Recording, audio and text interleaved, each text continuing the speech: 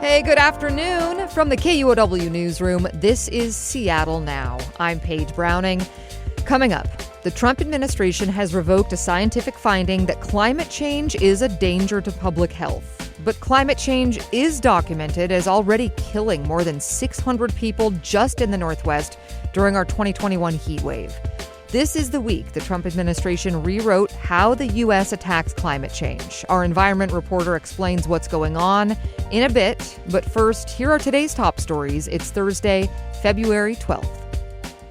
U.S. Congresswoman Pramila Jayapal says U.S. Attorney General Pam Bondi is turning the Department of Justice into a revenge unit.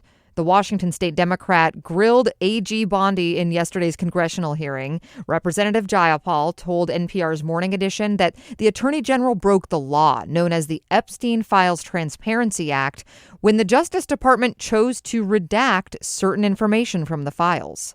So I wanted to get her answer about why she was allowing the violation of the law in both these instances, the non-redaction of that personal information of survivors and then the redaction of powerful people that she seemed to be protecting. She didn't want to answer that question. Bondi responded to the questioning by accusing Jayapal of engaging in, quote, gutter politics. But Jayapal says the Attorney General's acting as the president's personal attorney, and she believes there's a cover-up happening around the Epstein files. An immigration update. Federal immigration enforcement agents will no longer be permitted on King County properties that are not typically open to the public, including parking lots, buildings, and garages. That from an executive order issued by King County Executive Gurmai Zahalai today. And he's ordering the King County Sheriff's Office to come up with guidance for deputies on dealing with federal immigration agents. Seattle Mayor Katie Wilson has already instituted similar city policies. In more policing news today, a new report calls on Seattle police to build more trust with the city's LGBTQ community. That's after a conflict broke out around a Christian music event in Seattle's historically gay neighborhood last May. Amy Radel has this story. Mayday USA is a conservative Christian group that rallied to oppose abortion and LGBTQ rights in Seattle's Cal Anderson Park last year. Counter-protesters damaged property and attempted to disrupt the event. Police clashed with them by riding their bikes into a crowd to make arrests. A panel of police and community members brought together by the Seattle Inspector General now find police tactics escalated the conflict. The review finds bicycle officers' actions were at odds with SPD policy and training. These reports typically include recommendations by the full panel, but Inspector General Lisa Judge says this panel didn't get that far because a community member violated the confidentiality agreement before work was complete.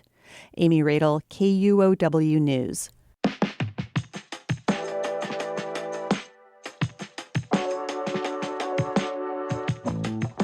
A conservative group has asked Western Washington University for records of course materials related to diversity, equity, and inclusion. It's a request the group has made of colleges across the country. Ann Dornfeld has more today. The Oversight Project is an offshoot of the Heritage Foundation, the right-wing think tank that published Project 2025. The group filed multiple records requests for curricula from Western courses that examine issues of race, sexual orientation, and diversity. Oversight Project head Mike Howell told the Cascadia Daily News that his organization is investigating what it called racism and perversion and any remnants of DEI at the university. A Western spokesperson said the university is reviewing the records requests. Professor Teresa Warburton heads Western's faculty union. She said in a statement that many faculty members are feeling the pressure of being in a profession that is routinely slandered on the national stage, but that they hold academic freedom dear. Ann Dornfeld, KUOW News. Sticking with conservative politics, Republican U.S. Representative Dan Newhouse has broken with his party to vote with House Democrats on tariffs. He voted yes to rescind President Trump's tariffs on Canada. The Central Washington Republican wrote on social media, the tariffs have harmed Washingtonians. Newhouse was one of 6 House Republicans to vote in favor of eliminating Canadian tariffs. Another flip today. Washington and 14 other states have reportedly dropped their lawsuit that intended to stop federal expansion of oil and gas drilling in the Arctic National Wildlife Refuge in Alaska. Washington State was the lead plaintiff in the 2020 lawsuit that intended to protect the country's largest single expanse of pristine land. But the Washington Attorney General's office told the Alaska Beacon that, quote, new congressional and administrative actions require a new course of action. A team of environmental and tribal groups are still suing to stop Arctic drilling.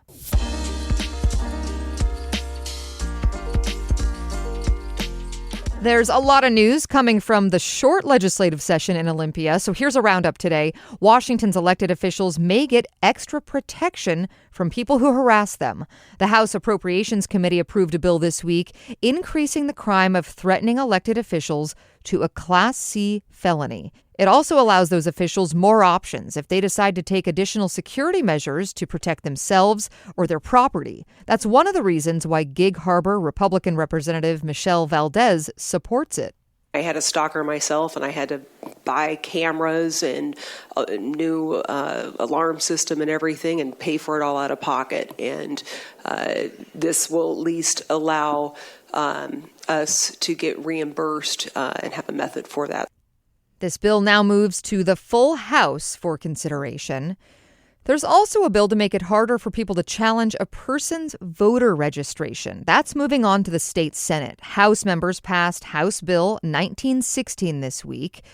Those who support the bill say the measure's necessary to stop voter intimidation tactics, such as groups going door to door to confirm a voter's residence.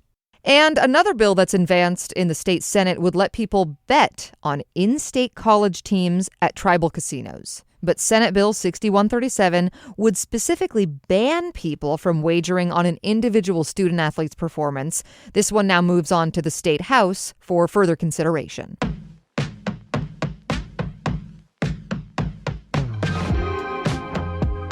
As parade cleanup continues from yesterday downtown Seattle, it looks like thousands of Seattle Public School students decided to go against the district guidance to not miss class. District officials told the West Seattle blog more than 12,600 students were absent at the start of class yesterday. With a lot of news today, we're going to skip a Winter Olympics recap until tomorrow, but congratulations are going out to Western Washington University alum Breezy Johnson. The Olympic gold medal skier got a surprise today. Her boyfriend, Connor Watkins, proposed to her at the base of the Super G race in Italy. Johnson says she always kind of had the dream of getting engaged at the Olympics.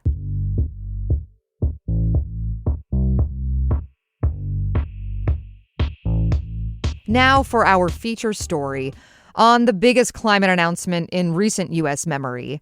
President Trump this morning announced the latest in his administration's push to stop the country from fighting climate change. His administration has overturned an Obama-era government finding that the gases that cause climate change are a danger to human welfare. In effect, that means the federal government no longer has authority to regulate pollution under the Clean Air Act. Environment reporter John Ryan talked with All Things Considered host Kim Malcolm about what that means for us in Washington state. So the White House is calling this the largest deregulatory action in the history of the United States. What exactly did the White House announce this morning? They announced that they are revoking what's known as the endangerment finding. That's back in 2009. The U.S. Environmental Protection Agency said that these gases, carbon dioxide and methane from burning of fossil fuels, endanger human welfare by causing climate change. And they're revoking that now. So if climate change doesn't endanger human health, then the EPA has no legal basis for trying to slow down that pollution. And the Trump administration says that this move will save $1 trillion by making cars cheaper. But environmentalists say that it will cost about that much in fuel cost and damages to people's health from breathing in more fossil fuel exhaust. So this really shuts down the federal government's ability to regulate heat-trapping pollution. So if the EPA is not drawing the line on this, what could change here in Washington? Well, the biggest source of this heat-trapping pollution in Washington state and nationally are motor vehicles. And we can expect that with this not being regulated for their climate impacts anymore, we can see more gas guzzlers returning to the market. You know, automakers might not change their long-term plans of retooling factories because they know maybe a next president might reverse this.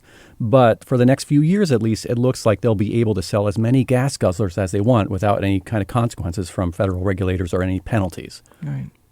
Well, states like Washington have their own policies to fight climate change. For instance, we have carbon auctions. We make major polluters pay millions of dollars for the right to keep polluting here. Would the Trump administration's policy change what our state can do to tackle these pollutants here locally? That is the big question that is certain to be fought in court battles that'll reach the Supreme Court. This morning, though, even before the White House press event announcing this was finished, the Washington State Attorney General Nick Brown said the move was illegal and would be challenged. I spoke with a University of Washington law professor who's been following this closely. Here is Senna Knudsen from the UW Law School. In making this move, the problem doesn't go away. The problem just gets pushed down to states.